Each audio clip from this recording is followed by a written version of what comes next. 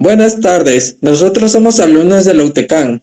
Estamos presentando lo que es el proyecto en la materia de administración de empresas, el cual consta de una entrevista al licenciado Sergio Raúl Soriano Rubio, licenciado en bancas y finanzas, con maestría en administración de empresas, director de operaciones y finanzas de Telecom RAS, con el cual, en base a su experiencia, responderá a las siguientes preguntas. Comenzando con la primera pregunta, sería, ¿cómo definiría usted la negociación y cuál considera que es su principal objetivo? El proceso de comunicación entre dos partes contrapuestas o que tienen diferentes intereses para alcanzar un acuerdo de beneficio para cada una de las partes es como comienza la negociación. Y el objetivo de la negociación es que cada una de las partes pueda llegar a obtener las mejores condiciones que están solicitando y el proceso de negociación se lleva a cabo en cualquier cosa, puede ser desde una relación personal, una relación laboral, un conflicto empresarial. Entonces tiene diferentes matices en el cual está muy abierta. Y pues así con esto comenzamos, Arturo. Adelante.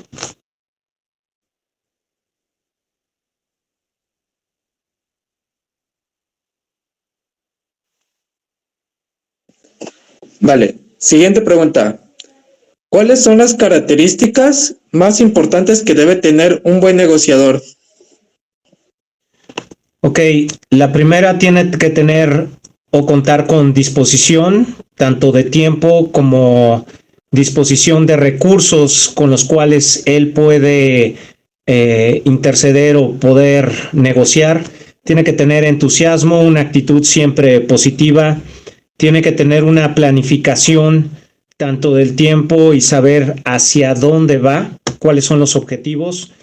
Tiene que tener una imagen importante para que genere confianza. Tiene que ser una persona con cultura, actualizado en temas, noticias, que pueda ayudar a romper el hielo en cualquier momento.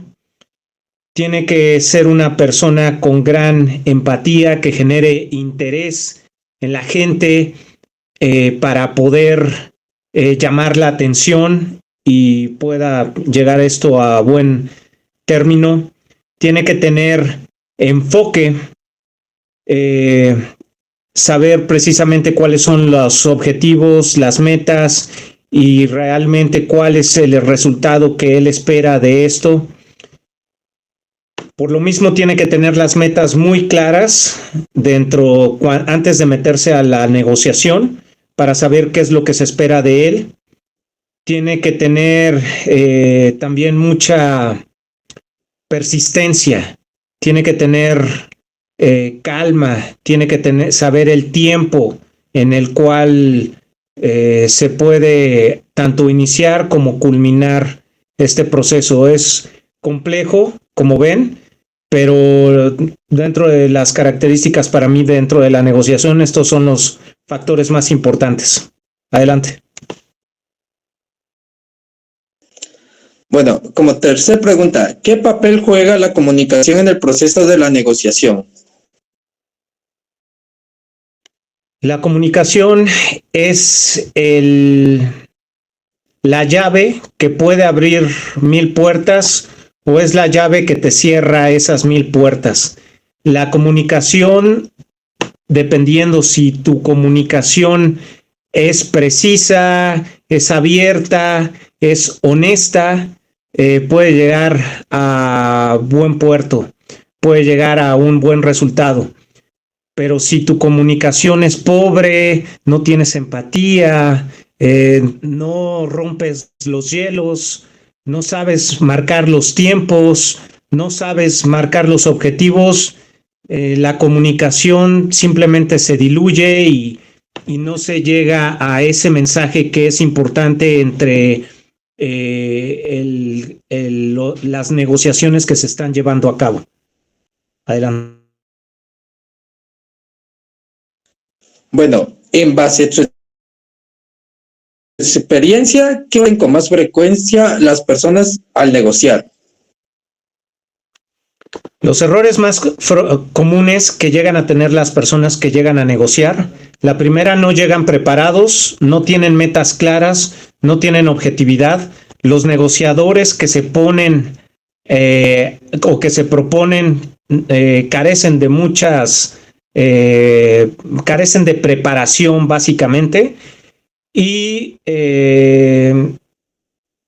básicamente no es las personas o la persona adecuada que pueda representar al conjunto de personas para llegar a una negociación o simplemente para negociar no está preparada esa persona. Todo se basa mucho en ego y se basa mucho en yo quiero ganar todo y no cedo ningún punto para que tú puedas de ahí la negociación pueda avanzar. Adelante. Quinta pregunta. ¿Qué estrategias recomienda para lograr una negociación exitosa?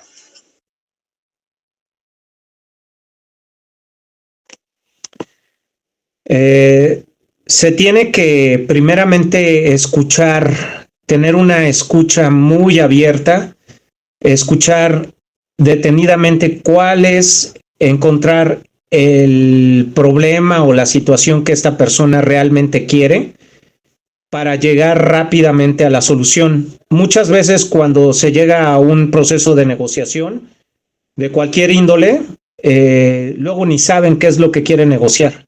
Entonces hay que ser muy claros y precisos de qué es lo que se está o cuál es el problema que se quiere solucionar. Y con base a ello, pues estar trabajando en soluciones que puedan llegar a un punto medio para poder llegar a una buena conclusión o negociación.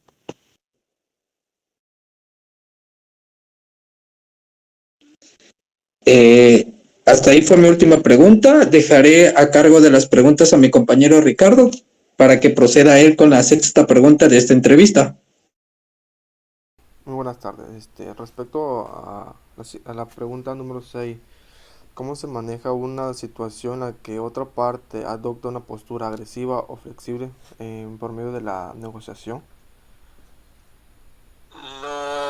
Es muy importante cuando se entra en un proceso de negociación tener los nervios y las emociones en hielo.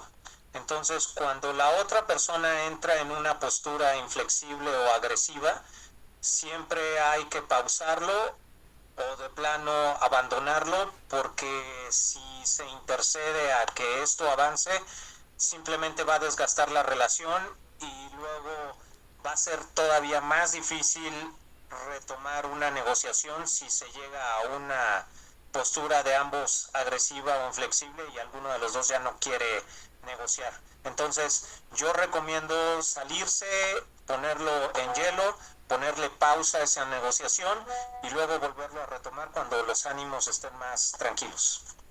Adelante. O sea, ¿qué ética tiene, qué importancia tiene la ética dentro del proceso de negociación? Ok, la ética o la honestidad es uno de los valores más importantes dentro de la negociación, porque es un principio vital que sin honestidad se pierde el valor de un buen negociador, porque cuando caes en el error de querer mentir o querer tomar una ventaja que no sea propia en la negociación, lo único que vas a caer es en una incoherencia y en un comportamiento que no es de una persona ejemplar, que esto es el deber ser de un negociador.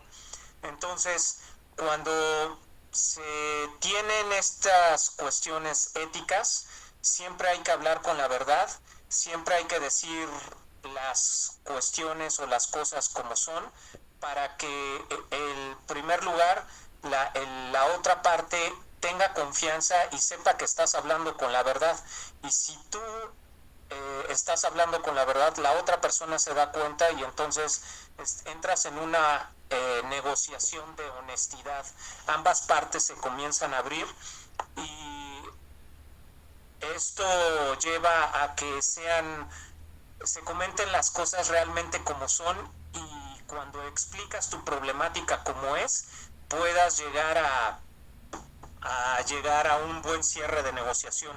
Pero cuando se está mintiendo, cuando se están poniendo trabas o se está hablando con mentiras, créeme que aunque en ese momento lo cierres, en el momento que la persona de la otra parte se dé cuenta que mentiste, ya no va a querer tener trato contigo en un futuro que quieras negociar otra cosa. Entonces es muy importante. Si llegas a tener una negociación desde un inicio positiva, generas una relación a largo plazo, y eso es lo más importante en una negociación. No nada más hacerlo por el momento, sino llevar relaciones o negociaciones a largo plazo. Adelante. Bueno, con base a su experiencia, ¿me podría compartir un ejemplo de una negociación compleja que haya enfrentado y cómo la resolvió? Sí, claro. Bueno, ahorita recuerdo, estaba llevando una obra en la Ciudad de México, en Torre Vancomer, y estábamos haciendo un túnel en donde se nos presentó una complicación en una de las entradas principales, y tuvimos que negociar con la persona encargada de obra de Torre Vancomer y proponer otras alternativas de salida de calle, ¿no? Entonces, la que le propusimos, además de darle otra alternativa diferente a la que se estaba proponiendo, le generaba ahorros y era más eficiente en cuanto a la salida de los automóviles. Entonces nos propusieron continuar con esa salida en el túnel, pero fue en este caso lo que acabo de comentar: ser honestos, ser claros y además generarles una propuesta de valor en la que, bueno, no era difícil cambiar la idea original, pero les pareció una idea correcta a ellos. Adelante. Eh, ¿Cómo influye la diferencia culturales en una negociación internacional? Las negociaciones culturales influyen en el comportamiento de las personas, influyen en la cultura de con quién estás negociando, influyen en el entendimiento. Para nosotros una cosa puede ser vista normal, pero para otra persona de otra cultura o de otro país, pues puede ser como agresivo o puedes estar cayendo en un error. Entonces tienes que estudiar muy bien con quién estás relacionándote cuando estás negociando, sobre todo con gente de otro estado del país, de otro lugar diferente. Tienes que investigar de dónde es, tienes que investigar si son gente de otra cultura anglosajona, como por ejemplo Estados Unidos, Canadá, o son europeos, o son asiáticos. Por ejemplo, la gente anglosajona, cuando llegas a negociar con ellos, llegan ellos a verlo todo de una manera muy sistemática, muy cuadrada, y son muy serios. En nuestra cultura, la cultura latina, somos más flexibles, todo lo queremos arreglar con vamos al restaurante y ahí platicamos y nos relajamos, etcétera, etcétera. Pero con ellos no funciona tanto, o sea, todo se arregla en oficina, estamos bien, sí te acepto la comida, pero los negocios son negocios y no se confunden cierto tipo de relaciones. Entonces es muy importante tener muy en cuenta con qué tipo de gente te estás relacionando, de dónde es, etcétera, básicamente. Ok, para finalizar, ¿qué consejo le daría a los jóvenes que están aprendiendo a negociar?